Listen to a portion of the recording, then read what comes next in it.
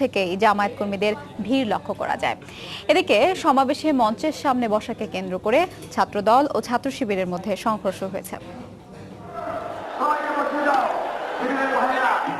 মঞ্চের সামনে কে বসবে তার দখল নিয়ে সংঘর্ষে জড়িয়ে পড়ে ছাত্র শিবির ও ছাত্রদল। সকাল থেকে জনসভা মঞ্চের সামনে ও সমাবেশ এলাকায় 18 দলের জোটের মধ্যে জামাত শিবির কর্মীদের উপস্থিতি বেশি লক্ষ্য করা যায়।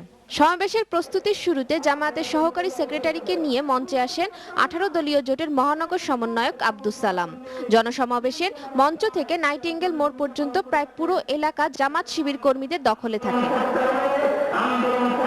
নির্দলীয় তত্ত্বাবধায়ক সরকারের দাবিতে গণসমাবেশ হলেও জামাত শিবিরের নেতাকর্মীরা তাদের নেতাদের মুক্তির দাবিতে ব্যানার ও ফেস্টুন নিয়ে সমাবেশে আসে। এদিকে জনসমাবেশ সফল করার জন্য সমাবেশ স্থলের আশেপাশে 15 দফা দাবি সংবলিত একটি প্রচারপত্র বিলি করে ঢাকা মহানগর জামাত। তাসমিন আফরোজ।